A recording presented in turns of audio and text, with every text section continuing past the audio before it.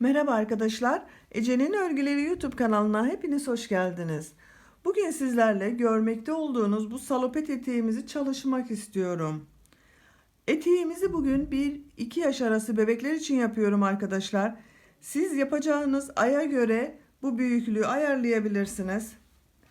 Eteğimizin örgüsüne bu lastik bölümünü yaparak başlıyoruz. Bu lastik bölümünü bebeğimizin beline göre ayarlıyoruz. Bebeğiniz yanınızdaysa zinciri çekin, bir sıra trabzanı yapın. Daha sonra bebeğinizin beline ölçün. Eğer bebeğin beline iyi geliyorsa örgüye devam edebilirsiniz.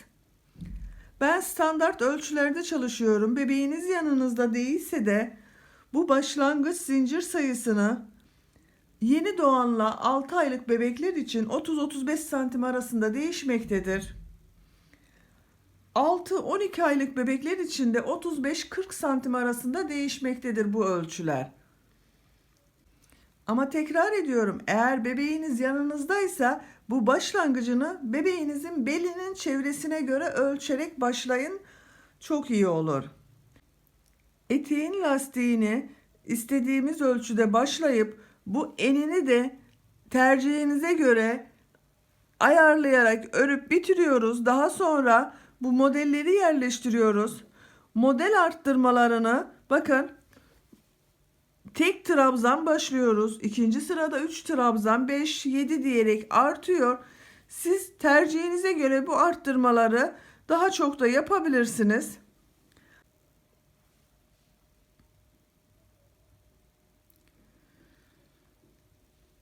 Eteğin yüksekliğini istediğimiz ölçüye getirince uç kısmında bakın bu böyle dilimli modeller yaptım daha güzel görünsün diye.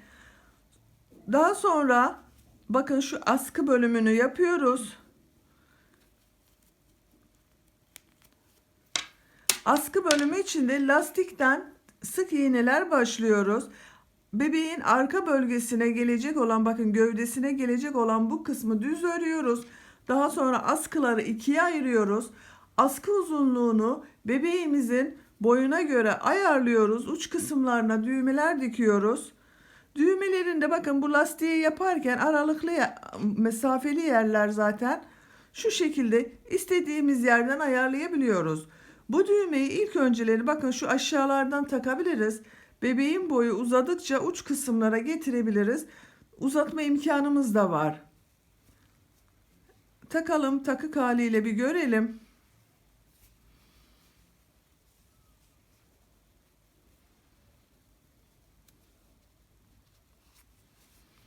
Bakın bu şekilde çok şirin salopet eteğimiz. Ben bugün bu etekte bir yumaktan biraz fazla ip kullandım arkadaşlar.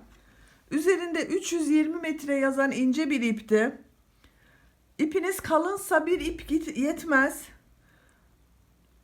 İnce ise ama bir ipten çıkabiliyor.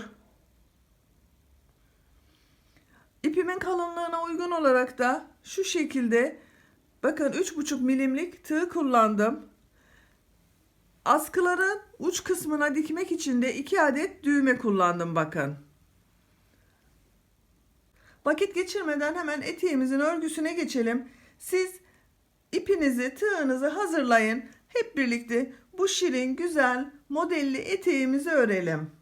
Kanalıma abone değilseniz Ece'nin Örgüleri YouTube kanalına abone olmayı unutmayın lütfen. Zil şeklindeki butonu da aktifleştirirseniz bundan sonra yükleyeceğim videolardan ilk önce sizlerin haberi olacaktır. Hepinize iyi seyirler, kolay gelsin. Eteğimizin örgüsüne bel lastiğini yaparak başlıyoruz. Bel lastiğini yapabilmek için de zincir çekiyoruz. 1-2 yaş bebek için 86 adet zincir çekiyorum arkadaşlar.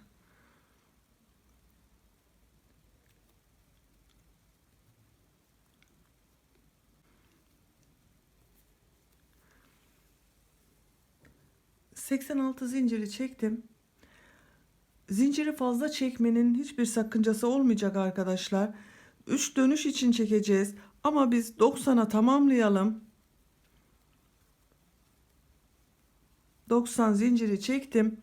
Bu aşamada Bebeğiniz yanınızdaysa bebeğinizin beline ölçün bu çekmiş olduğunuz zinciri, trabzana öyle başlayın veya zincir sayısını fazla çekelim. Trabzanı gittiğimiz zaman trabzanları bitirince bebeğin beline ölçeriz, öyle birleştiririz. Onun için burada birleştirmiyorum zinciri ben. Daha sonra fazla gelen zincirlerimiz olursa bitiminde sökme imkanımız vardır. Şimdi istediğimiz kadar zinciri çektik. Bakın 1, 2, 3 gözenek atlıyorum. 4. gözeneğe trabzan yapıyorum. Takip edenleri de zincirlerin üzerine normal trabzan yapıyorum.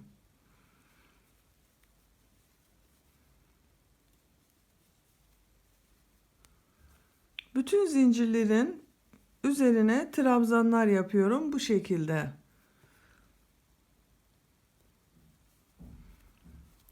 Bir 85-86 tane trabzanı yapalım. Daha sonra ölçeriz. İhtiyacımız varsa devam ederiz. Yoksa orada bırakırız. Lastik örgüsüne geçeriz.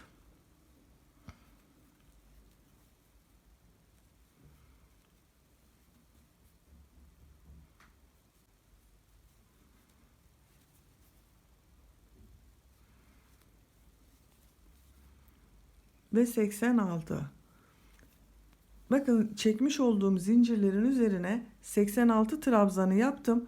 Sıra sonunda zincirlerim kaldı. Bunu bir ölçelim. Bebeğiniz yanınızdaysa bu yapmış olduğumuz trabzanları bebeğinizin beline göre ölçün.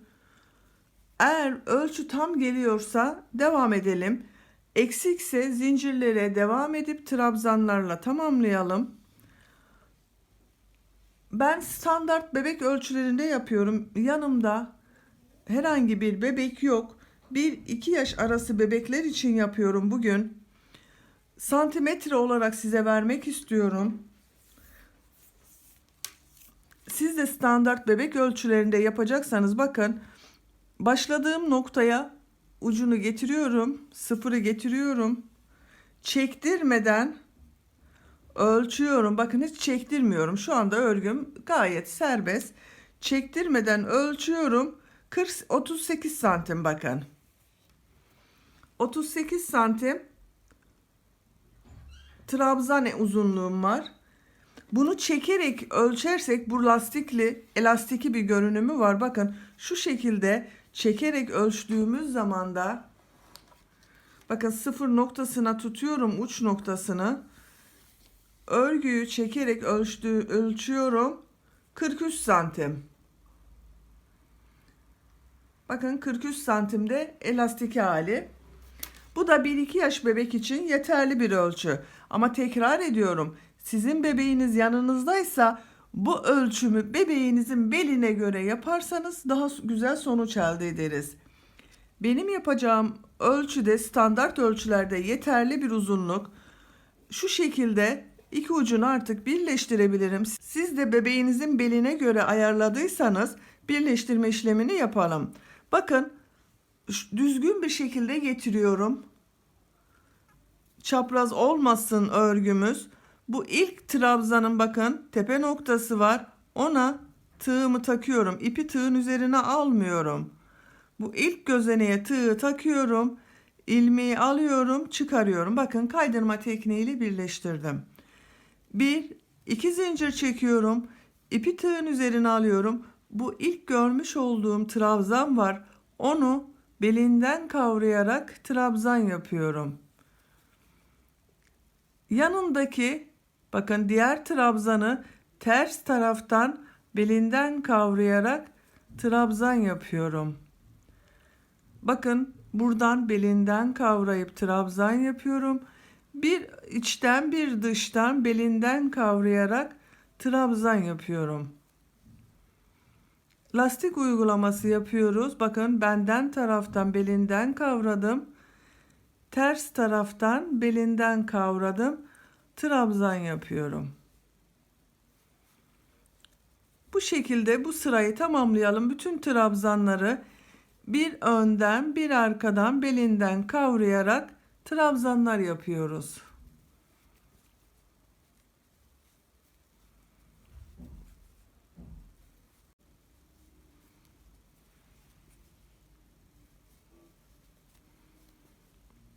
Bir içten bir dıştan lastik yaparak bakın sıra sonuna geldim. Bu başlamış olduğumuz zinciri sökmeyi unuttuk arkadaşlar. Benim fazladan gelmişti. Sizin de fazladan geldiyse bakın bu ilk gördüğüm ilmeğe takıyorum, söküyorum. Takip edenleri de aynı şekilde kaç zincir fazla geldiyse onları şu şekilde sökebiliriz. Bakın bunu da söktüm, tamam oldu. Fazla çekmiş olduğumuz zinciri de sıfırladık. Bakın tığ bu trabzanın ilk sırasındaki gözeneğe takıyorum. Bu sökmüş olduğumuz ipin ucunu şu şekilde tığa takarak ilmek halinde çıkartıyorum. Bir defa da zincir şeklinde sabitliyorum. İlk sıra trabzanımızı bakın sıfır noktasında birleştirmiş olduk. Bir sıra trabzan gittik. İkinci sırada da bir içten bir dıştan belinden kavrayarak tamamladık. Üçüncü sıramızda geliyoruz.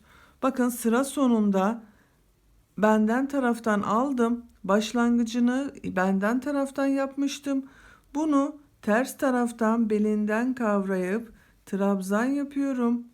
Başlangıç gözeneğiyle tığımı takıyorum. Kaydırma tekniğiyle sıramı kapatıyorum. Bakın lastik görüntüsünü verdik.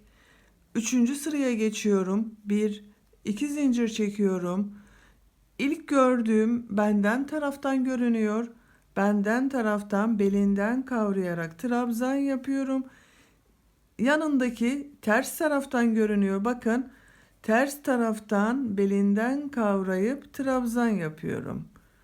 Bu sırada da nasıl görüyorsak o şekilde belinden kavrayarak trabzanlar yapıyoruz. Bakın ters taraftan görünüyor. Ters taraftan belinden kavradım, trabzan yaptım. Benden taraftan görünüyor. Benden taraftan belinden kavrayarak trabzan yaptım. Trabzanları gördüğümüz gibi belinden kavrayarak trabzanlar yapıyoruz. Şekil olarak da böyle oluyor bakın. Sıra sonuna kadar aynı şekilde devam edelim.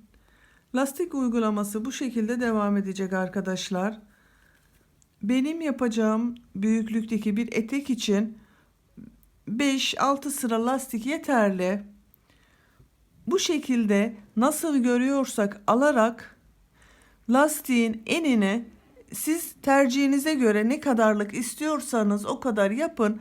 Ben bir 5 sıraya kadar tamamlayıp geleceğim. Siz de kaç sıra istiyorsanız tamamlayın. Daha sonra eteğin modellerini yerleştirelim. Eteğin lastiğini 5 sıra tamamlayarak geldim. Bakın 1, 2, 3, 4, 5. Kaç santimlik bir en elde ettiğimi ölçüyorum. Bakın şu şekilde 3,5 santim eni var. 1 yaş bebek için güzel bir ölçü bu arkadaşlar, bel ölçüsü.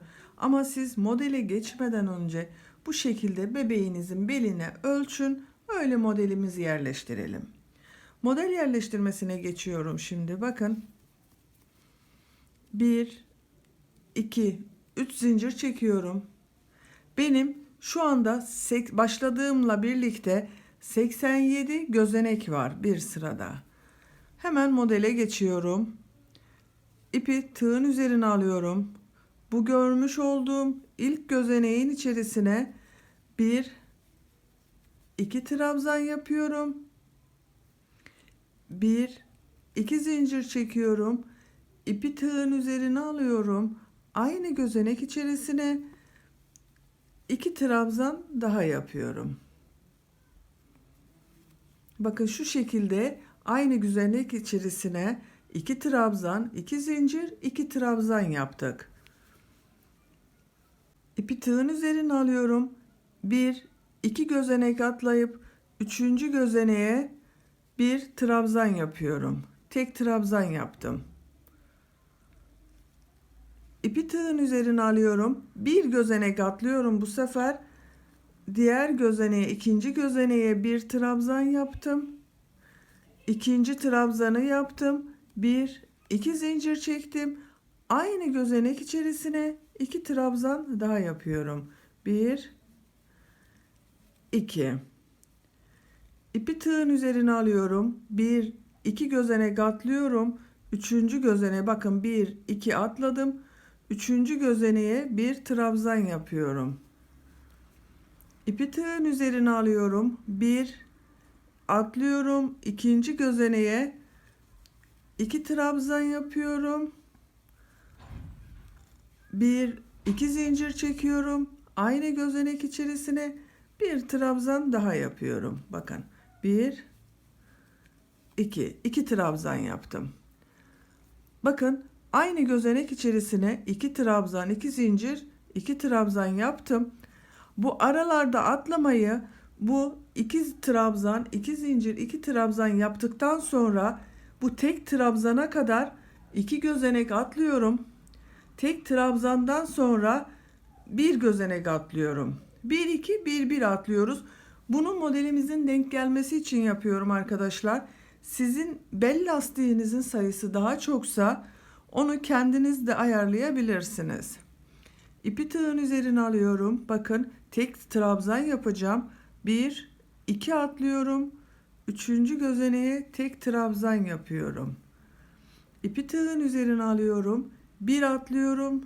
İkinci gözeneğe iki trabzan, iki zincir, iki trabzan yapıyorum. Bu şekilde ilk sırayı modellerimizi yerleştirelim. Zincir çekmeden iki trabzan, iki zincir, iki trabzan yapıyoruz. Aynı gözenek içerisine zincir çekmeden iki gözenek atlıyorum. Bir trabzan yapıyorum. Tekrar zincir çekmeden ipi tığın üzerine alıyorum. Bir gözenek atlıyorum. Sonraki gözeneğin içerisine iki trabzan, iki zincir, iki trabzan yapıyorum. Bu şekilde ilk sıramızı bir yerleştirelim. Buraya kadar kaç model sığacaksa ayarlayalım.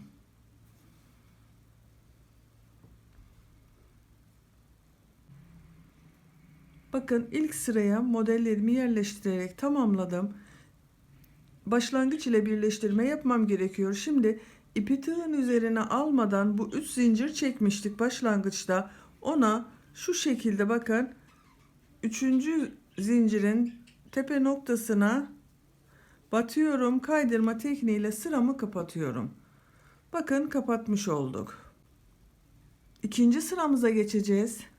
Benim bu ilk sırada 18 model yerleşti arkadaşlar. Bundan 18 bakın 2 trabzan, 2 zincir, 2 trabzandan 18 model. Aralardaki bu tek trabzanlardan da 18 trabzan yerleşti. Sizin kaç tane yerleştiyse onu o şekilde devam edelim. Bakın bu sonunda İki model arasında bir trabzan olması gerekiyor. Modellerinizi siz yerleştirirken ona dikkat edelim. İki modelin yan yana gelmemesi, arada bir trabzan olması gerekiyor. İkinci sıraya geçiyoruz. Bir zincir çekiyorum. Bakın bu görmüş olduğum iki zincirlik bölüme, yani iki trabzan, iki zincir, iki trabzan yapmıştık. Bu iki zincirlik bölüme iki trabzan yapıyorum. Bakın bir, 2 trabzanı yaptım. 1 2 zincir çekiyorum. İpi tığın üzerine alıyorum. Aynı boşluğa, zincirlerin olduğu boşluğa 2 trabzan yapıyorum. Bakın 1 2. Burası hep devam edecek. 2 trabzan, 2 zincir, 2 trabzan etek bitesiye kadar devam edecek. Farklılığı şurada yapacağız arkadaşlar. Bu bir alt sırada tek trabzan yaptığımız yerde arttırma yapacağız. Bakın ipi tığın üzerine alıyorum. Bu tek trabzan vardı. Bu tek trabzanın buradaki modelle tek trabzan arasındaki boşluğa battım. Bir trabzan yaptım. İpi tığın üzerine aldım. O tek olan trabzanın tepe noktasına bir trabzan yaptım. İpi tığın üzerine aldım. Boşluğa bakın, bu iki trabzanla tek trabzan arasındaki boşluğa bir trabzan yaptım. İpi tığın üzerine alıyorum. Devam ediyorum. Bu iki zincirlik bölüme geldim yine. İki trabzan, bir iki zincir, iki trabzan yapıyorum.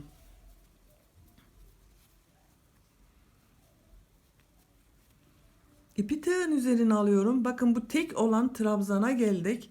Bunun modelle tek trabzan arasındaki boşluğa bir trabzan yaptım. İpi tığın üzerine aldım. O tek olan trabzanın tepe noktasına bir trabzan yapıyorum. Yanındaki boşluğa bakın, modelle bu iki trabzanla tek trabzan arasındaki bu boşluğa bir trabzan yaptım. Yani bir alt sırada tek yaptığımız trabzanın her iki tarafına da birer tane trabzan yaparak 3 trabzan elde ediyoruz. İpi tığın üzerine alıyorum. 2 zincirlik bölüme 2 trabzan yapıyorum. 1 2 zincir çekiyorum. İpi tığın üzerine alıp 2 zincirlik bölüme 2 trabzan daha yapıyorum. İpi tığın üzerine alıyorum. Bakın, yine bu tek olan trabzanın başına bir trabzan yaptım. Tepe noktasına batarak bir trabzan yaptım.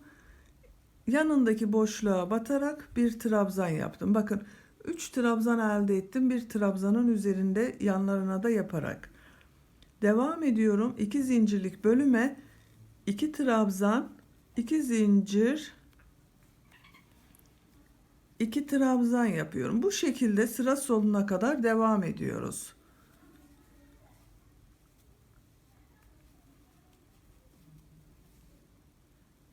Sıra sonuna kadar aynı şekilde tek trabzanların önüne ve sonuna birer trabzan, tepe noktasına da bir trabzan yapıp 3 trabzan elde ederek bu iki zincirlik boşluklara da 2 trabzan, 2 zincir, 2 trabzan yaparak sıra sonuna kadar devam edelim.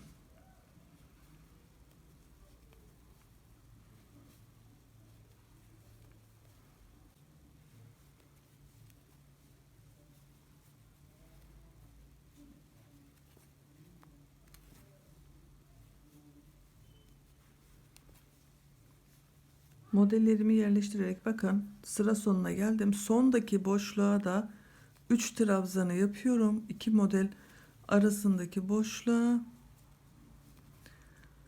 kaydırma tekniğiyle bakın, bu iki trabzanlı bölüm ile birleştirmesini yapıyorum. İkinci sıramızda böyle oldu. İkinci sırada da bu iki trabzan, iki zincir, iki trabzan olan iki zincirlik bölüme aynı şekilde iki trabzan, iki zincir, iki trabzan yaptım. Bir alt sırada tek trabzan yaptığımızın önündeki boşluğa ve sonundaki boşluğa bir de tepe noktasına batarak üçer trabzan yaptım. Bu şekilde ikinci sıramızı tamamladık.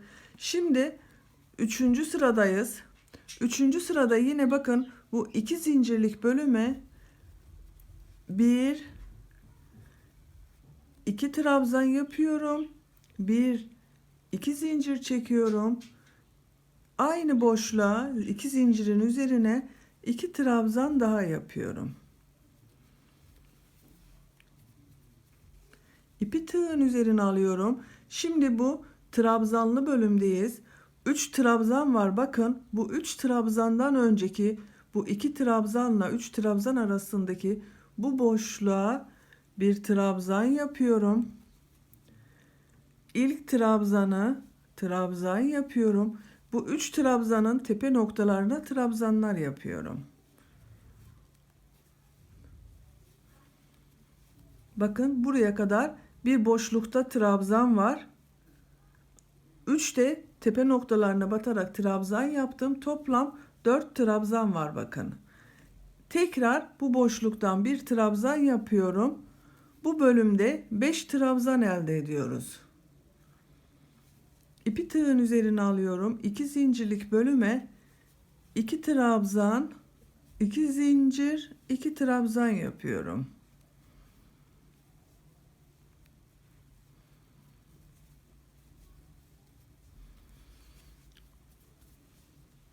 Bu sıranın bakın yanındaki bu 3 trabzanın öndeki boşluğa bakın şuradan bir trabzan yapıyorum. Yanındaki 3 trabzanın tepe noktasına batarak trabzanlar yapıyorum.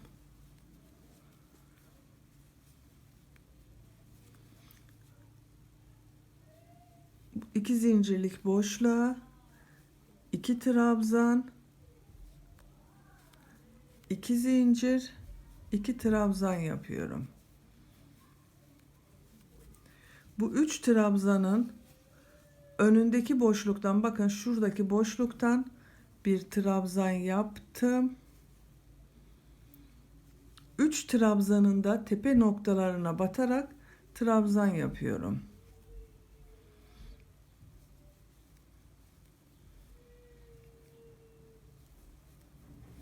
Yanındaki boşluktan bakın 3 trabzanın yanındaki bu boşluktan bir trabzan daha yapıyorum. Bir alt sırada 3 trabzan yapmıştık. Bu 3 trabzanın başındaki ve sonundaki boşluklardan birer trabzan ilave ederek 5 trabzan elde ettik bakın bu bölümde. Bu 2 trabzan, 2 zincir, 2 trabzan şeklinde devam ediyor. Bu bir alt sırada 3 trabzan yaptıklarımızı 5 trabzanın halinde devam ediyoruz. Onu da 3 trabzanın başından ve sonundaki boşluklardan birer trabzan ekleme yaparak 5 trabzana tamamlıyoruz. Bu şekilde sıra sonuna kadar devam edelim.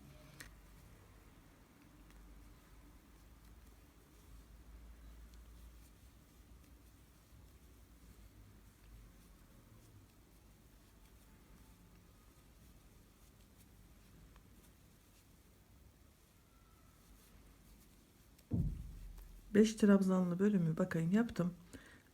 Bu ilk başlangıç ile kaydırma tekniğiyle yaparak da sıramı kapatıyorum.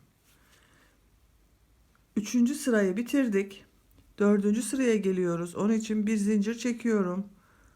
Bu 2 trabzan, 2 zincir, 2 trabzan yaptığımız boşluğa 2 trabzan, 2 zincir, 2 trabzan yapıyorum.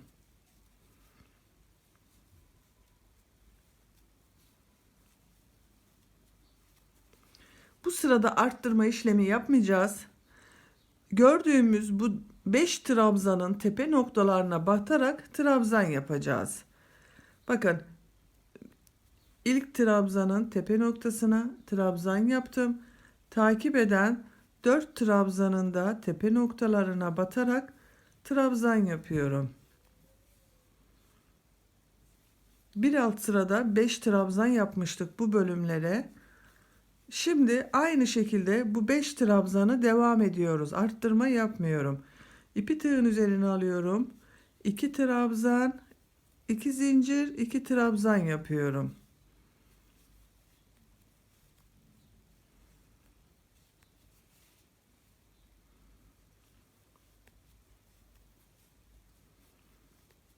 Bakın diğer 5 trabzanın olduğu yere geliyorum. Burada tepe noktalarına batarak trabzan şeklinde devam ediyorum.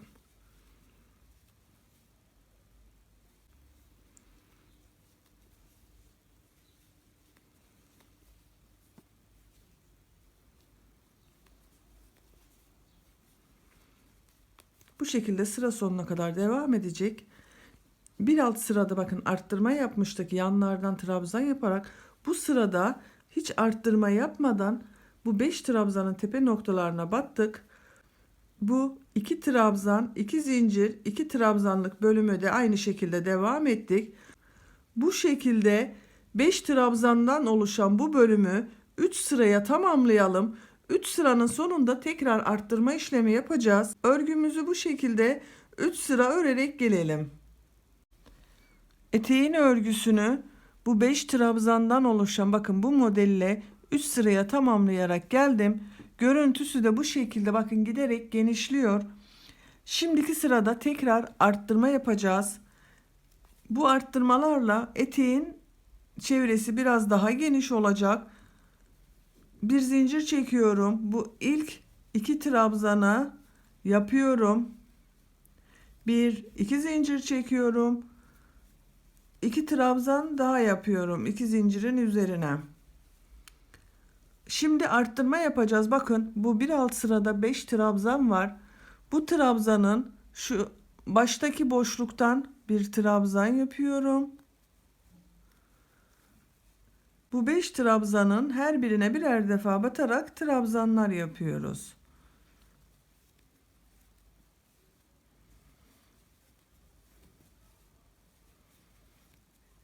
Bakın 5 trabzan bitti. Bir başta trabzan yaptık boşluğa. Şu anda 6 trabzan var. Tekrar bu 5 trabzandan sonraki bu boşluktan bir trabzan yapıyorum. 7 trabzan elde ediyorum. Bakın 7 trabzan oldu. 5 trabzanın üzerinde bir başta bir de sondaki boşlukta olmak üzere toplam 7 trabzan yaptık. 2 trabzan, 2 zincirlik bölümü yapıyorum. Bakın 2 zincir çekiyorum. Aynı boşluğa 2 trabzan daha yapıyorum. Şimdi tekrar bakın bu 5 trabzanın öndeki boşluktan bir trabzan yapıyorum. 5 trabzanın tepe noktalarına batarak trabzan yapıyorum.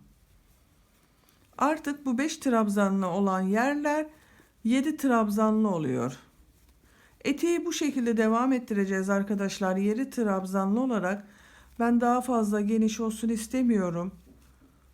Ama siz eteğinizi daha geniş olsun istiyorsanız birkaç sıra 7 trabzanlı yapın. Daha sonra bir daha arttırma yapabilirsiniz. Tercihinize kalmış. Ama ben bunun yeterli olduğunu düşünüyorum kendi yaptığım ölçüde. Artık etek boyunu bu şekilde devam edeceğiz arkadaşlar. Bakın modele başlarken ilk sırada bir trabzan yapmıştık. İkinci sırada bir trabzanın yanlarındaki boşluklardan da trabzan yaparak 3 trabzan elde ettik. Üçüncü sırada bu 3 trabzanın yanlarındaki boşluklardan trabzan yaptık.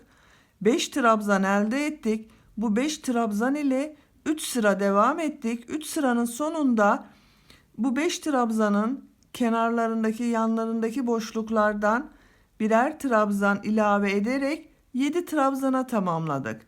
Artık etek boyunu bu şekilde devam ettireceğiz. Etek boyu tercihe kalmış arkadaşlar. 1-2 yaş arası 20-25 santim arası yeterli bir ölçü. Siz bebeğinize hangi uzunlukta giydirmek istiyorsanız bu şekilde 2 trabzan, 2 zincir, 2 trabzanlar devam edecek. Bu aralardaki trabzan sayılarında 7 trabzandan oluşacak şekilde istediğimiz ölçüye gelesiye kadar örelim. Bitirdiğimiz zaman eteğin uç kısmına dilim modeli yapacağız arkadaşlar. Tercihinize göre kaç santimlik etek boyu olmasını istiyorsanız o kadar örelim gelelim. Eteğin yüksekliğini bakın ben tamamladım arkadaşlar. Kaç santim etek ördüğümü ölçüyorum. Bakın uç noktasından bittiği noktaya kadar 24 santim. 1-2 yaş bebek için yeterli bir ölçü. Ama siz bu ölçüyü daha mini tutarak 20 santimde de bırakabilirsiniz. Veya 1-2 santim daha uzatarak bunu 26 santime kadar tamamlayabilirsiniz. Ama benim yapacağım ölçüde bu yeterli arkadaşlar. Şimdi etek ucuna dilim modeli yapalım. Bakın burada bitirdim. İpi tığın üzerine alıyorum. Zincir çekmiyorum. Bu 2 trabzan, 2 zincir, 2 trabzan yaptığımız model vardı. Bunun ortasındaki bu 2 zincirlik bölüme 7 trabzan yapıyorum. 1 2 3 4 5 6 7. Bakın bu şekilde 7 trabzandan oluşan bir grup yaptık. İpi tığın üzerine almadan bu bir alt sırada 7 trabzan yapmıştık. Bakın bunun bu ilk trabzanına tepe noktasına sık iğne şeklinde batıyorum. İpi tığın üzerine alıyorum. 1 2 gözenek atlıyorum. 3. gözeneğe 7 trabzan yapıyorum.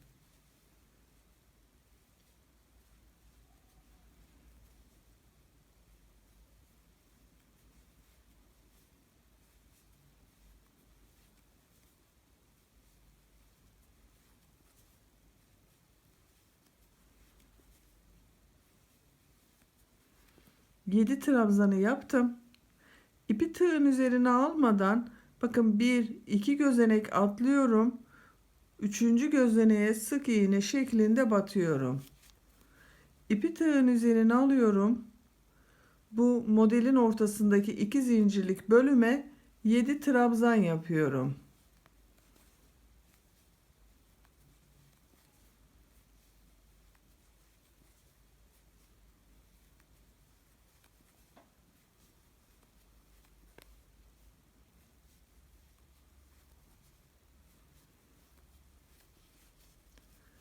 İpi tığın üzerine almadan bakın bu 7 trabzanın baştaki trabzanının, bakın bir alt sırada 7 trabzan var.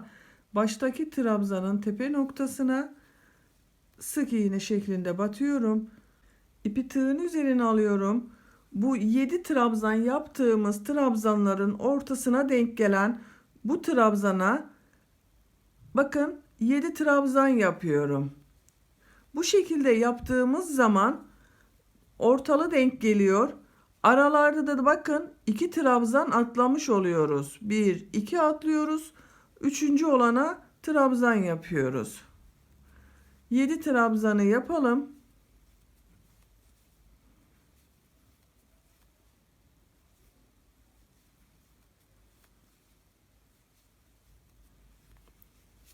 Bakın bu 7 trabzanın bitimindeki bu trabzana da sık iğne batacağız. Bakın arada da zaten 1 2 gözenek geçiyoruz.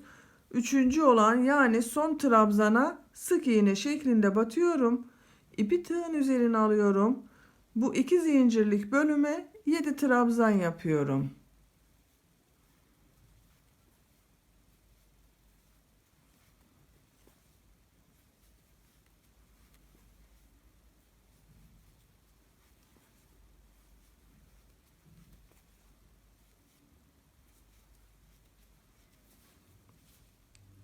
Bakın ipi tığın üzerine almadan sık iğne şeklinde batacağız.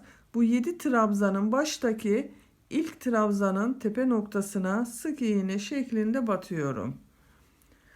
Bu şekilde dilimli oluyor modelimizde. Düzgün denk gelmesi için bu dilim modelini bir bu 2 trabzan 2 zincir 2 trabzan yaptığımız bölümün ortasındaki 2 zincirlik bölüme yapıyoruz. Bir de bu 7 trabzan yaptığımız modelin ortasındaki bakın bu ortaya denk gelen trabzanın tepe noktasına yapıyoruz. Bu 7 trabzanın başına ve sonuna da sık iğne şeklinde yaptığımız zaman modelimiz çok güzel denk geliyor arkadaşlar. Bu şekilde etek çevresinde tamamen bu dilimli modelleri uygulayalım gelelim. Etek çevresindeki dilimli modelleri tamamlayarak geldim. Bakın son dilimi de yaptım. Bunu nasıl kapatacağımıza bakıyorum. Bakın bu başlamış olduğumuz gözenek var. Ona tığın üzerine ip almadan batıyorum. İlmeği çıkarıyorum. Kaydırma tekniğiyle sırayı kapatıyorum. İpimi artık kesebilirim.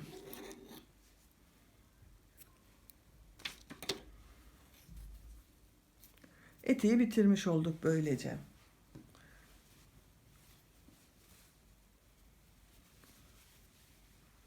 Bakın bu şekilde bir etek elde ettik. İsteyen arkadaşlar bunu bu şekilde kullanabilirsiniz. Giyilmeye hazır artık. Bel kısmına kurdale veya ip kordon geçirerek kullanabilirsiniz. Bu eteği bu şekilde kullanabiliriz.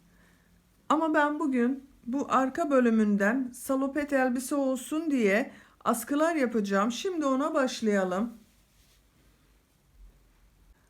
Eteğimize askı yapabilmek için bakın bu arka ortamız vardı, başlangıç yaptığımız ve modelleri yerleştirirken devam ettiğimiz, birleştirme yaptığımız yer vardı. Burayı arka ortayı olarak ele alıyoruz. Arkadan toplam 20, 22 hatta 24 ilmek de alabilirsiniz. Sayıyorum bakın 2, 4, 6, 8, 10. Bu taraftan 10, bu taraftan 20 olur. Ben buradan hemen bir ilmek takayım. Bakın şu şekilde bağlantı yapıyorum. İlk gözeneğe sık iğne batıyorum. Takip edene sık iğne batıyorum. Bu şekilde ortayla eşit olacak bu taraftaki ölçüye kadar sık iğne yapıyorum. 3, 4, 5, 6, 7, 8, 9, 10. Bakın ortaya geliyorum. 11. Bakın orta nokta. 12. Bu şekilde devam ediyorum. Burada yaptığım kadar da bu ortaya yapacağım. Enini belirlemiş olacağız. İpleri de iç kısımdan götürüyorum. Bakın örgümüzü temiz görünsün diye.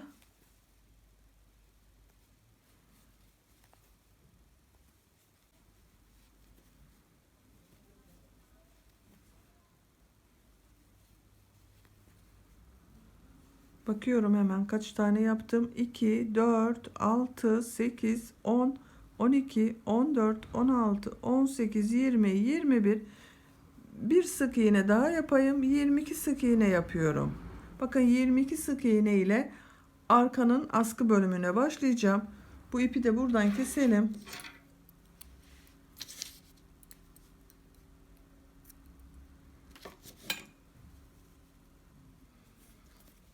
Bir zincir çekiyorum. Bu 22 tane sık iğne yaptık. Bunların hepsinin üzerine birer defa batarak sık iğne yapıyorum. Sıra sonuna kadar sık iğnelere devam edelim.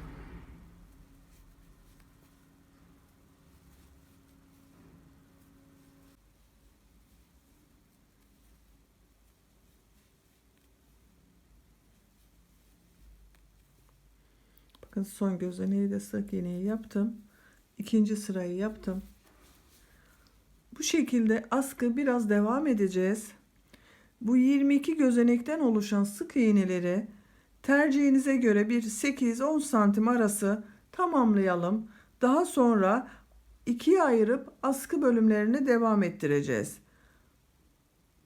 8-10 santim kadar örelim gelelim. Eteğimizin askılarını yapacağımız bakın zemini ben hazırladım. Kaç santimlik ördüğümü ölçüyorum. Bakın uç noktasından tutuyorum. Eteğimizin bu lastik bölümüne kadar olan bölümü bakın 10 santim. 1-2 yaş içinde bu yükseklik yeterli. Bebeğin arka bölümüne gelecek, sırtına gelecek burası. Şimdi de düğmelerini takacağımız askılarını yapalım. Askıları yapabilmek için de bu yapmış olduğumuz gözenekleri ikiye ayırıyoruz. Benim 22 gözenek var. 22 gözeneğin 11 ile bir askıya başlayacağım. 11 ile diğer askıya başlayacağım. Baştan 11 gözeneğe sık iğne yapıyorum. Bakın bir zincir çekiyorum bir üst sıraya çıkabilmek için. İlk gözeneğe sık iğne yapıyorum.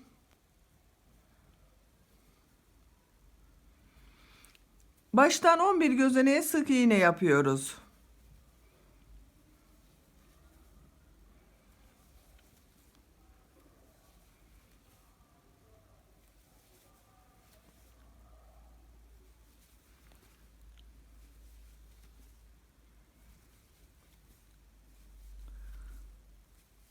11. Bakın 11. sık iğneyi yaptım. Sayıyorum, kontrol edelim. 2, 4, 6, 8, 10, 11. Burada da 11 kalmış olması gerekiyor. Sayıyorum. 2, 4, 6, 8, 10, 11. Geriye döneceğiz. Bakın orta noktası burası. Bir zincir çekiyorum. Örgüyü çeviriyorum. Bu ilk sırada bir kesme yapacağız. Kesme yapmak için de bu ilk gözeneğe bakın sık iğne yapmıyorum. Bunu atlıyorum. İkinci olan gözeneğe sık iğne şeklinde batıyorum. Takip edenleri sıra sonuna kadar sık iğne yapıyoruz. Geriye dönüyoruz.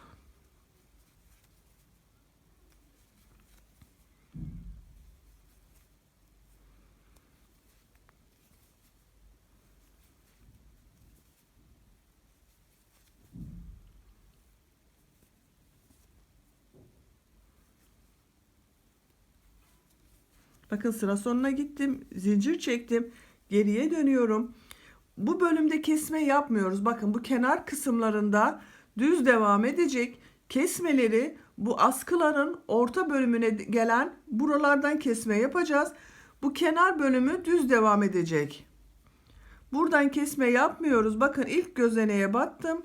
Sık iğne yaptım. 10 tane sık iğne yapıyoruz. Bir tane kesmiştik.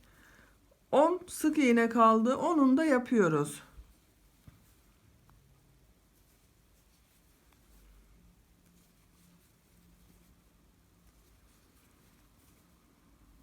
Bakın son gözeneği yaptım.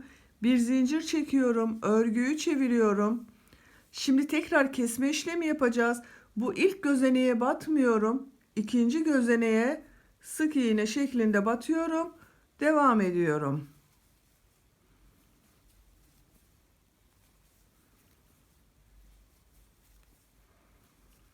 Bütün gözeneklere batıyoruz. Bakın sıra sonunda geri dönüşte kesme yapmıyorum. Kenarda düzgün devam edeceğiz. Burada kesme yok. Bir zincir çekiyorum. Burada ilk gözeneğe sık iğne yapıyorum.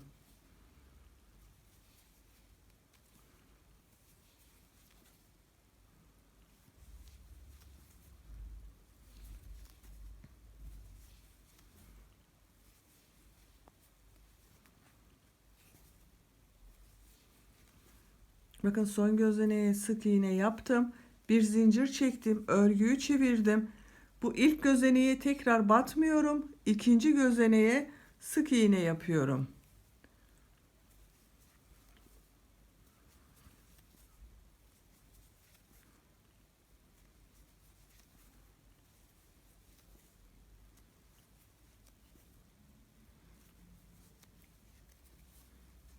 Bu kenar düz devam edecek. Burada kesme yapmıyoruz. İç bölümde kesme yapıyoruz. Unutmayalım.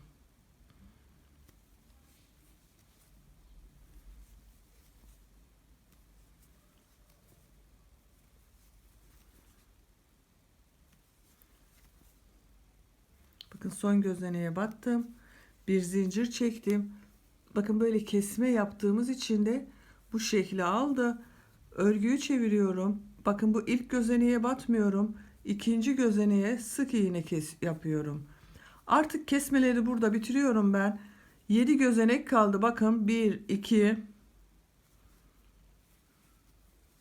3, 4, 5, 6, 7. 7 gözenek ile devam edeceğiz.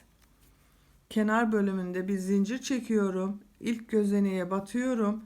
Sık iğne yapıyorum. Takip eden 6 gözeneğe de sık iğne yapıyorum. Toplam 7 sık iğne var.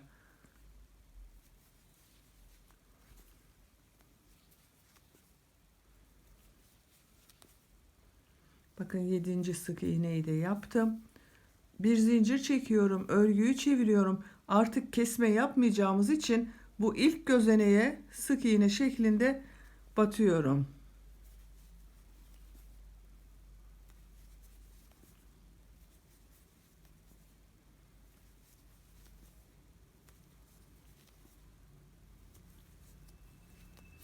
Bakın Bakın bu 7 gözenek ile askımızın boyu devam edecek. Artık kesme yapmıyoruz. Bu askıyı bu şekilde devam ettireceğiz. Bırakalım. Diğer askıya da başlayalım. Her iki askının örgüsünü birlikte devam edelim. Diğer askıya başlamak için de bakın ipin diğer ucunu elime alıyorum. Bu son gözenek, bakın bitirmiş olduğumuz, yani 11 gözeneği başlamıştık bu askı için. 11 gözenek de burada var. Bunun ilk gözeneğe şu şekilde bakın bağlantı yapıyorum. Bir zincir çektim, sağlamlaştırdım. Aynı gözeneğe bir sık iğne yapıyorum bakın. 1 oldu. 11 gözenek var burada. 11 gözeneği sık iğne yapalım sıra sonuna kadar. Düz bir şekilde geriye gelelim.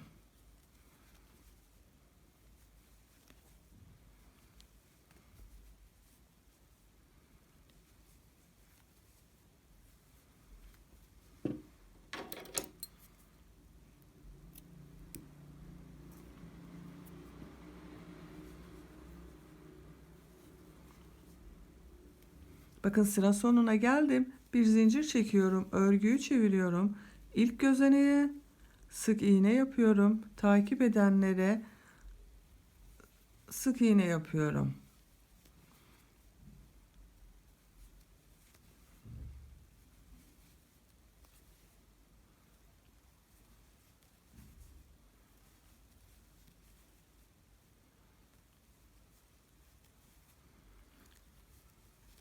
Bakın son gözeneğe de sık iğneyi yaptım.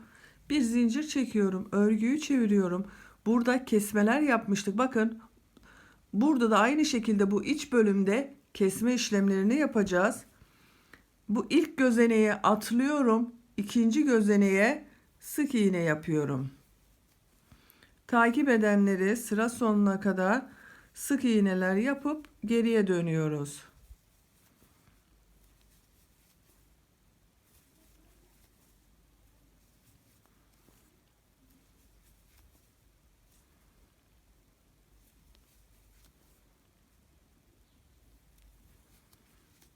Bir zincir çektim sıra sonunda. Bu kenarda düz devam ediyor. Nasıl burada düz devam etmiştik, kesme yapmamıştık. Burada da aynı şekilde kenar bölümünde kesme yapmadan düz devam ediyoruz. Sadece iç bölümde kesmeler yapıyoruz.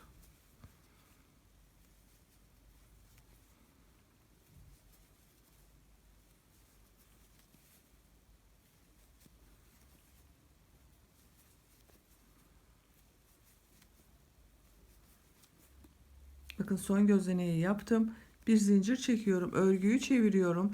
Tekrar bu ilk gözeneğe sık iğne yapmıyorum. İkinci olana sık iğne yaptım. Sık iğne şeklinde devam ediyorum.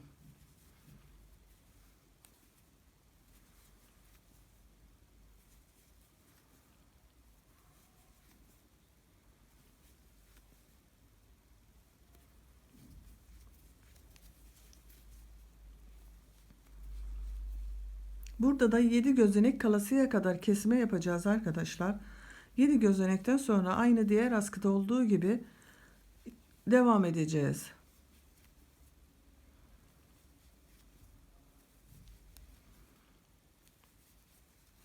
Bir zincir çekiyorum. Bakın tekrar kesme yapıyorum. İlkin buna batmıyorum. Birinciyi atlıyorum. İkinci gözeneğe sık iğne yapıyorum.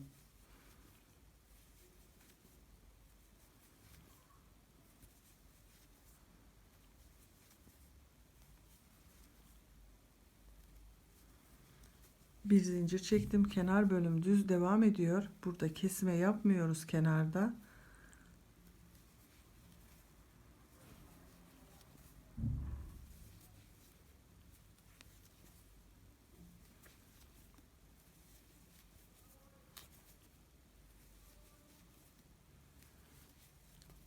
Bir zincir çekiyorum. Bakın son kesmeyi yapıyorum.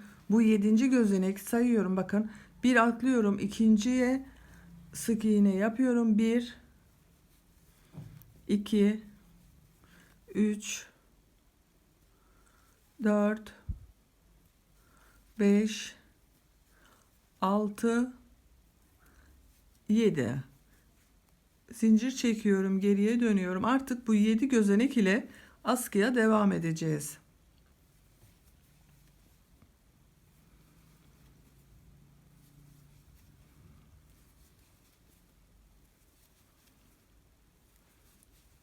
Bakın sıra sonuna geldim. Kesme yaptığımız yer burası. Ama artık kesme yapmıyorum. Bu ilk gözeneğe sık iğne yapıp devam ediyorum.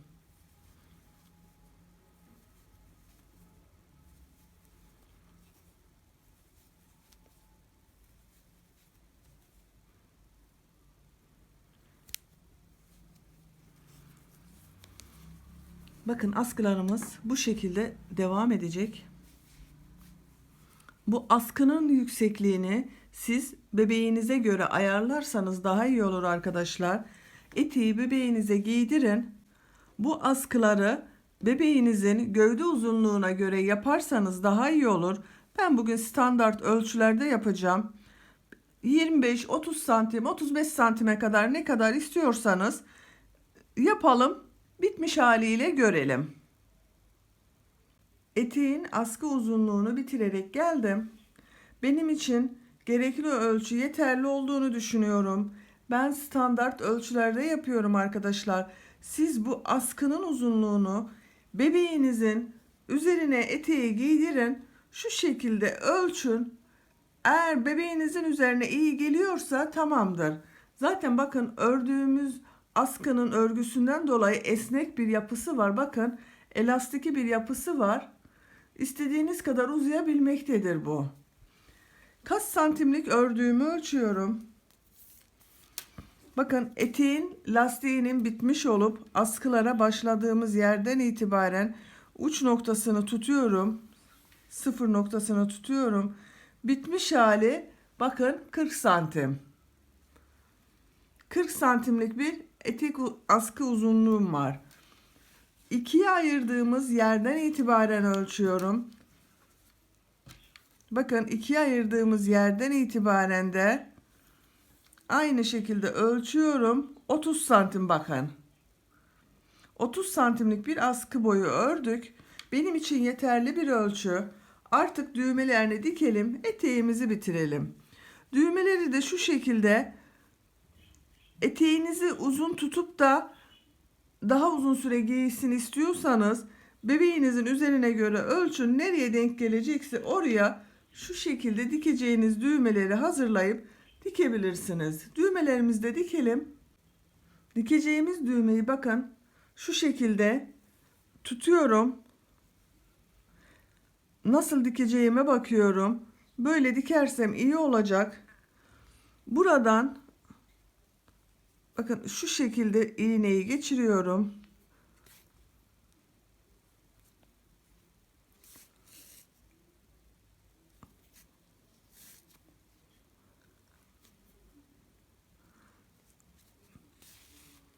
Siz iki delikli düğme de kullanabilirsiniz. Elinizde hangi düğmeniz varsa.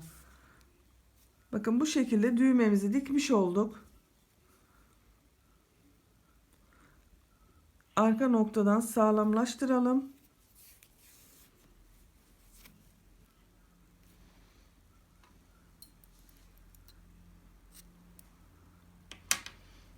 Bakın düğmelerini diktim artık. Eteğimize ayrıca düğme deliği yapmadık arkadaşlar. Bakın lastiği yaparken boşluklar var. Onlara şu şekilde düğmeyi geçirip kullanabiliriz. Bakın artık hazır. Diğer düğmeyi de aynı şekilde dikelim. Bitmiş haliyle bir görelim. Bakın diğer düğmemi de aynı şekilde diktim. Eteğimizi bitirmiş olduk. Görüntüsü bakın bu şekilde oldu. Arka görüntüsüne bakalım arkadaşlar. Arkanın görüntüsü böyle. Bebeğin arka bölümüne gelecek burası. Eteği dengeli tutacaktır. Bitmiş haliyle size ölçülerini vermek istiyorum. Eteğin uzunluğunu ölçüyorum. Bakın şu şekilde eteğin uzunluğunu ölçüyorum. Bakın bu şekilde 25 santim. Enini ölçüyorum.